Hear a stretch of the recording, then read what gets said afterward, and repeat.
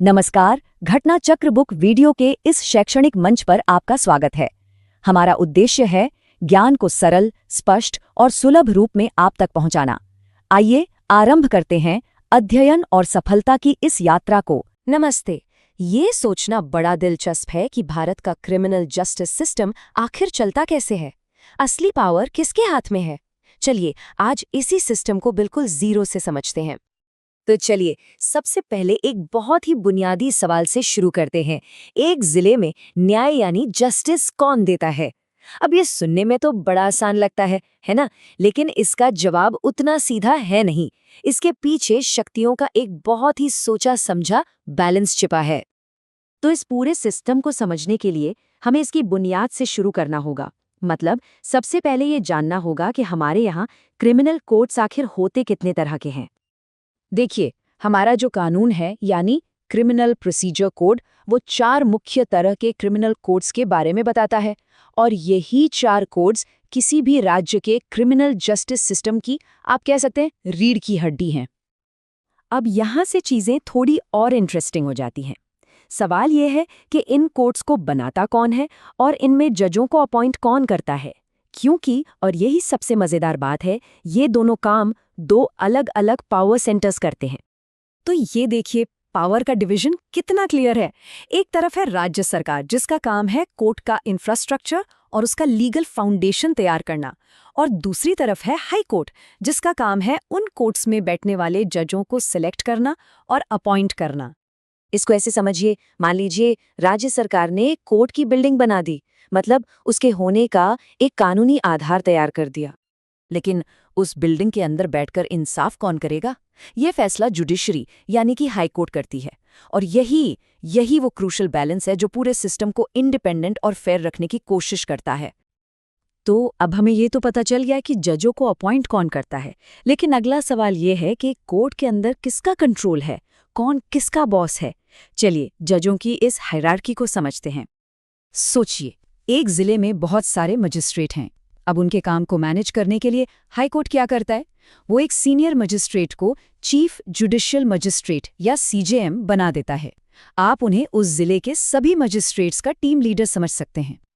तो power structure कुछ ऐसा दिखता है। सबसे ऊपर है सेशन जज, उनके नीचे आते हैं चीफ जुडिशियल मजिस्ट्रेट यानी सीजेएम, और फिर उसके नीचे बाकी सारे मजिस्ट्रेट।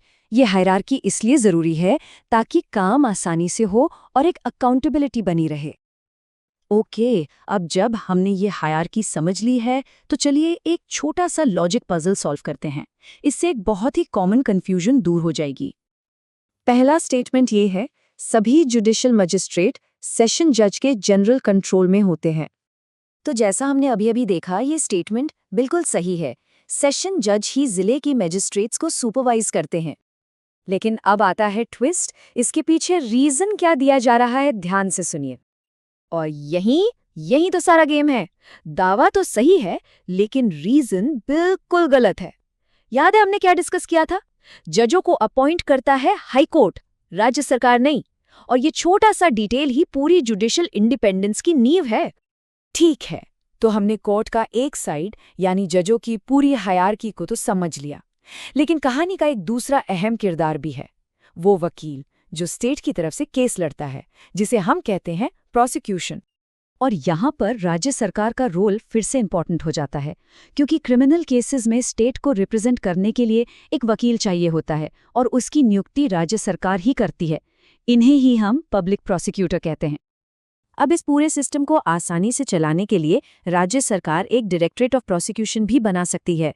आप इसे सभी पब्लिक प्रोसिक्यूटर्स का एक हेड ऑफिस समझ सकते हैं जो उनके काम को सुपरवाइज करता है।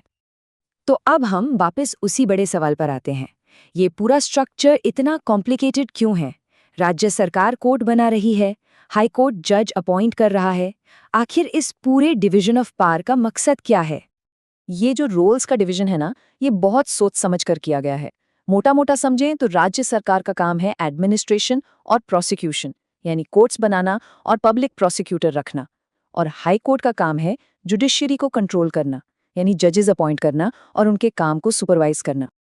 और इस पूरे सेपरेशन ऑफ पावर का बस एक ही मकसद है, जुडिशियल इंडिपेंडेंस। मतलब एक ऐसा सिस्टम बनाना जहां जज अपने फैसलों में आज़ाद हों और उन पर किसी भी तरह का सरकारी दबाव ना हो।